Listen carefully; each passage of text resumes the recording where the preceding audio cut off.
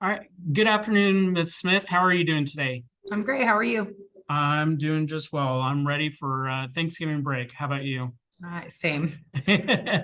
All right. Well, thank you again for meeting with me. I just kind of wanted to check in and see how things were going. I did get your email with the data, which we'll kind of talk about that here in a moment. Mhm. So given the time that we have today, what's the most important thing for us to talk about? Um, kind of just I think how it went and what are some steps that we could do with now that we have information and data and how to move forward with this. Okay. All right, so I did kind of look over your data right before we started this meeting. It looks like things went well. I want to ask you though, what do you think has gone well? Well, the kids got really into it. I liked using GimKit because it was competitive. And one thing that I really liked that it did was each of the questions were different on each of their screens. So it's not like they could share answers. And it kind of corrected, like I loved how it corrected their um like if they got it wrong, it Okay, corrected them immediately and it gave them immediate feedback so that when I gave them one to take home, like that they could do and participate for the next assessment that we had, they were able to go back through and see what their what mistakes they made and fix it. And it was just a new fun way for them to review and they really got into it. okay, awesome. So what progress do you feel has been made towards our goal of using technology with review? I think using it in class, but also at home where they could have another resource instead of just their notes and study guide, um, has kind of helped them a little bit. When they have more resources that meet them at their level, I really think it helped them do better. And, catering those questions to like what was going to be on the test kind of help prepare them for also the verbiage of the terms that were going to be on the test. So, but it also gives me a screenshot to see like how people did on the quizzes review versus how they did on their test. And I'm looking at the scores again, and I sent you the data. I'm looking at the Mhm. scores, and they're very reflective of it correlates with how the kids were doing on the test and how they did on the GIM kit. Like once it corrected them on the GIM kit, they were able to then go back to the test when they took it the next day and it showed them um it showed an increase in their score on the assessment versus on the GIM kit. Cause like I'm looking and at one particular student, she got a 65 on the GIM kit, but I just pulled up her test grade and noticed that she got an 80 on it. So it was Wow. helping them. So Oh, yeah. good. Good. Mhm. I'm glad to hear that. Is there anything that surprised you? Um, some of the students got a little frustrated, which kind of surprised me. I think part of that was the competition aspect, but I don't think anything like stood out. I really liked doing this as opposed to the traditional Kahoot because the kids could go at their own pace. Right. Some kids finish really quick, so I guess that was a surprise. I was expecting them to take a little bit longer. And so I just had them replay it and re-log in with a different name. So that I guess some kids sped through it, which was, I guess, the only surprise I had. Okay. Mhm. What, if any, roadblocks are you running into with doing this type of technology? The Wi-Fi and the Oh, computers that we're using. okay. Sometimes the computers and the Wi-Fi don't always connect, and sometimes the resources we have. So even if kids use their phones, they have to be closer to the window as opposed to being, on the other side of the classroom. Otherwise, they don't get service. So that's the only thing. Other than that, whenever it did work for the kids and they were able to get on and they were on a computer that worked, um, it seemed to be okay. But I think the biggest thing is the Wi-Fi connection and the type of laptops we're using are just a little bit older. Okay. All right. So with knowing that, do you want to keep using the strategy as is? I do. I think it's a good practice. I would maybe like to look into other options, but I do think it's definitely opening a plethora of resources. And I like that I can go on and I can actually put the standard into the search bar and I can find other quizzes Yeah. content that's already been created and I can just go in and tweak it. But there's ones that Georgia teachers have created. And I love having that because it's more tailored to what our tests look like. Okay. Yeah. So, I mean, do you want to choose a new strategy to try out, or do you want to just keep with GimKit?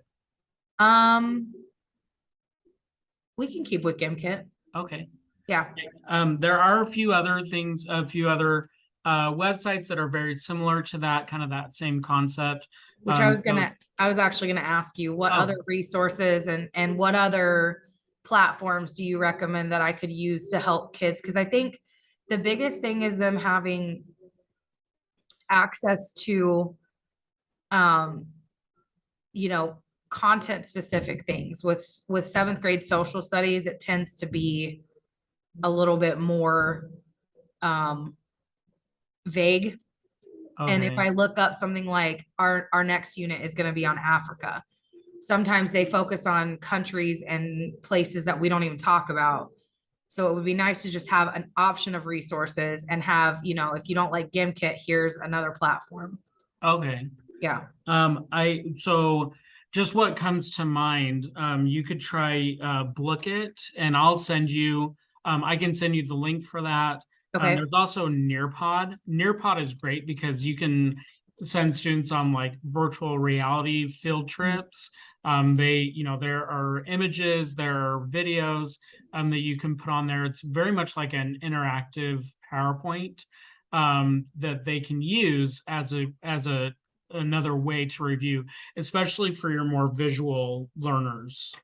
Okay. And are there review activities on Nearpod as well that we can, Yes. because I've Yeah. heard of it, but I have not used it yet. Okay. Oh, I can do more research on it and see if there is something specific for like seventh grade. I know that you just said that you guys were working on Africa. okay. So I can actually go and see if there's already stuff that is created on there. I know that our county has really been pushing Nearpod. So I wouldn't be surprised if there's already something on there Mhm. that you'd be able to use so that you're not reinventing the wheel and that's creating more work for yourself. When I like the idea of virtual reality, because even if we don't have like the glasses and stuff, they can still get in and kind of explore like what you said, Okay. which I think would be cool for like Africa because there's such a misconception about what it looks like there and like Yeah. stuff. So I'd really like the visuals instead of just pictures.